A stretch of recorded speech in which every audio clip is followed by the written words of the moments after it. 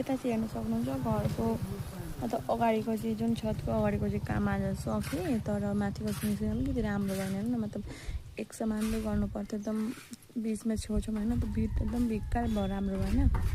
अनि म चाहिँ ढल्किरहेको थिएँ। अनि अहिले अब उनीहरू पुरा हात खुट्टा धोएर रेडी भएको कि जानकमा एकदम रेडी हुन आएको थियो भनौँ। अनि यताउति आएर हेरेको पुरा छेउछाउमा कता कता पनि फुटेको छ। तपाईँलाई चाहिँ म जुम गरेर देखाउँछु, यता चाहिँ हेर्न सक्नुहुन्छ। अनि उनीहरू भन्छन् पछि टाइल्स लगाउने तिमीले मिल्दछ भन्छन्।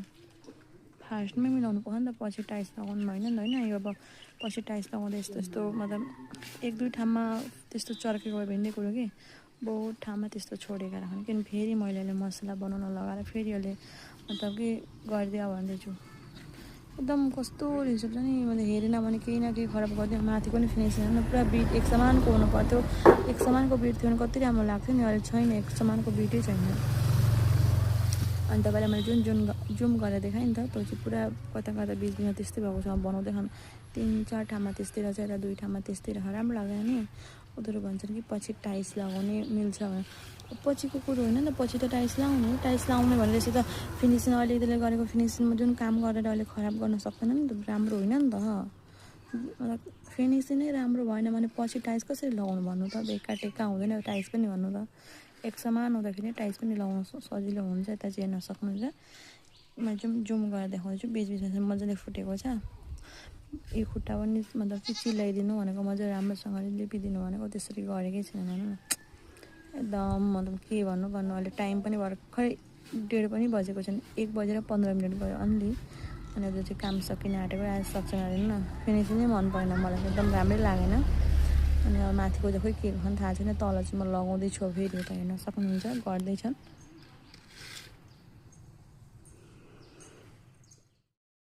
म चाहिँ सुतिरहेको थिएँ, अनि अहिले उठेर अनि हेरेँ कि मतलब सकिनै आँटेको थियो काम त, तर राम्रो लागेन त्यति बेला। अब धेरैजनाले सोच्नुहुन्छ होला, अब मतलब काम गराएर मतलब भन्यो नि मिस्त्रीले, मैले त्यो नराम्रो केही भनेको होइन कि मिस्त्रीलाई त्यस्तो केही पनि भनेको होइन। मतलब कता कता जुन मतलब मसला गरेर मतलब फुटेको छोडेको छ नि त, अनि पछि टाइल्स लाउँदा हुन्छ भन्नुहुन्छ। कसरी पछि टाइल्स लाउँदा हुन्छ? टाइल्स पनि त एक समानको हुन्छ, राम्रो लाग्दैन नि त होइन। काम गऱ्यो भने फिनिसिङ राम्रो हुनु पऱ्यो नि, देख्न राम्रो लाग्छ नि त। अहिले त देखिहाल्नु, तपाईँलाई मैले जुम गरेर देखाइहालेँ। अनि कसैले चाहिँ भन्न सक्नुहुन्छ मैले मिस्त्रीको नराम्रो केही भनेको होइन, नराम्रो पनि छैन, राम्रै छ मिस्त्री दादाहरू पनि। मैले भने उनीहरूले भने टाइल्स लाउँछु भने टाइल्स लाउने, तर टाइल्स लगाएर पनि त अलिकति तपाईँको आफै हेर्नु आसनसन, मैले त्यसरी भने। अनि उनीहरू बुझ्यो अब भन्दाखेरि, तर अब नबुझाउँदा चाहिँ बुझ्ने थिएन। अब बुझाएपछि बुझेँ, त्यही हो। म तपाईँलाई भन्थेँ नि अस्तिको भिडियोमा पहिला, एकदम हेर्नुपर्छ कि एकदम हेर्नुपर्छ। म चाहिँ खानासाना बनाएर खानासाना मम्मी पापालाई दिएर क्युटी पनि छु, क्युटीलाई पनि दिएर मैले पनि खानासाना खाएर बर्तन साफ गरेर जस्ट सुतेको मात्रै 10 मिनट जति भयो त फोन चलाएर। अनि मम्मीले भन्नुभयो भित्र काम सक्यो भन्नुभयो। आरोग्यको त्यस्तो नराम्रो लाग्यो। फेरि पनि तपाईँलाई म एकबार जुम गरेर देखाउँछु, तपाईँले आफै भन्नु मतलब कि अब मैले त्यसै भनेको हो कि साँच्चै भनेको, तपाईँले देखिहाल्नु भयो नि त अघि पनि होइन। त्यो पनि कसरी सोच्नुहुन्छ नि त। अनि त्यही हो, अब अहिले पनि राम्रोसँगले गर्दा अरूले पनि पसिरहेको।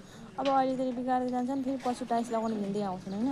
अनि के भन्नुहुन्छ नि, कहाँको मिस्त्री लगाएको थियो, कस्तो खराब गरेछ, टाइल्स लगाउन कस्तो अप्ठ्यारो हामीलाई भन्छन्। अब यस्तो दिक्कत छ नि। अनि के भन्छ कहाँको मिस्त्री लगाउनु भएको थियो, अहिले टाइल्स लगाउनु यस्तो अप्ठ्यारो भयो, तपाईँहरू आफै हेर्नु त।